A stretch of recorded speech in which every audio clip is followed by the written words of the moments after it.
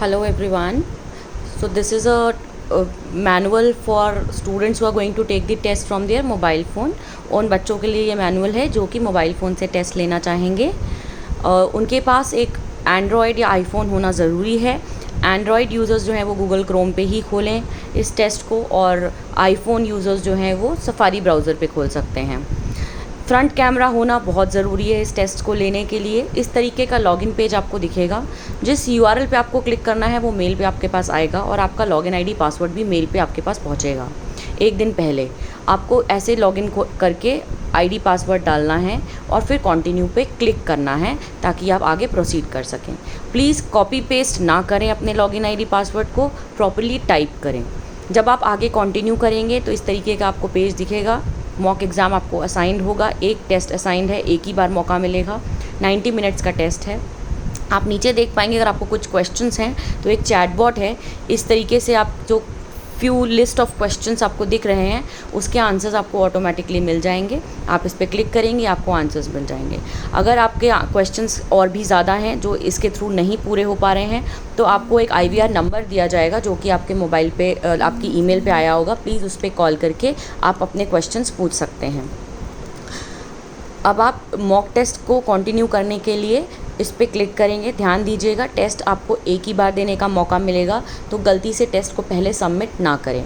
और ब्राउज़र्स जो हैं वो सही यूज़ करें जो आपको रिकमेंड किए गए होंगे ईमेल पे या आपके मैनुअल्स पे।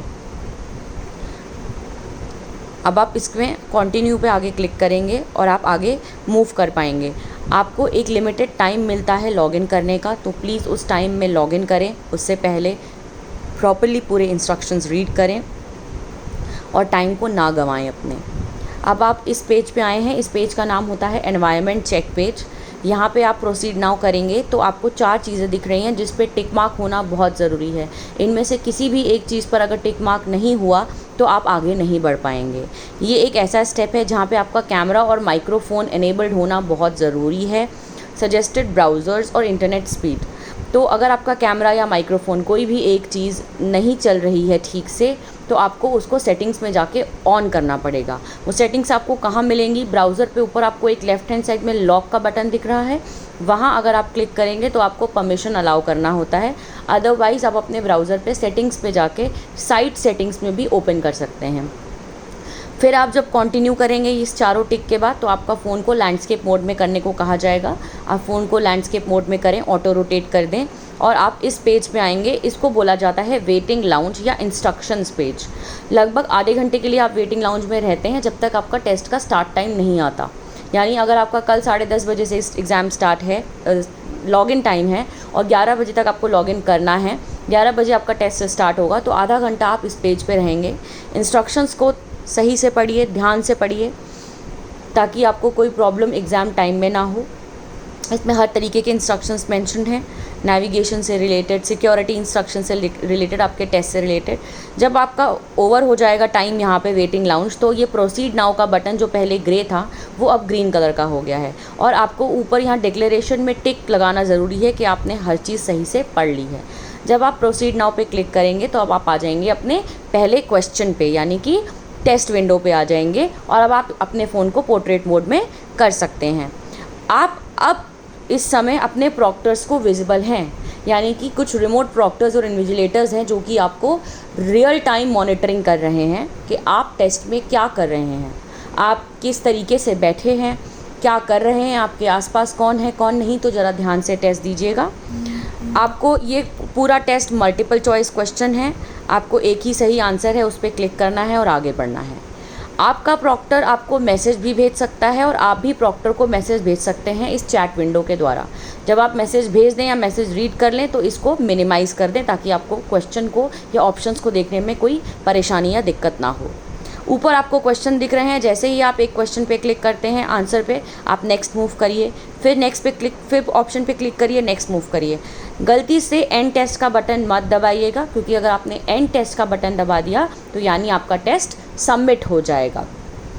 टेस्ट विंडो के अलावा कहीं भी और मूव करते हैं तो इस तरीके की वार्निंग आएगी। जब आपकी मैक्सिमम वार्निंग ओवर हो जाएंगी, जो कि ऑलरेडी सिस्टम में सेट की गई हैं, तो आपका टेस्ट सिस्टम ऑटोमेटिकली सबमिट कर देगा।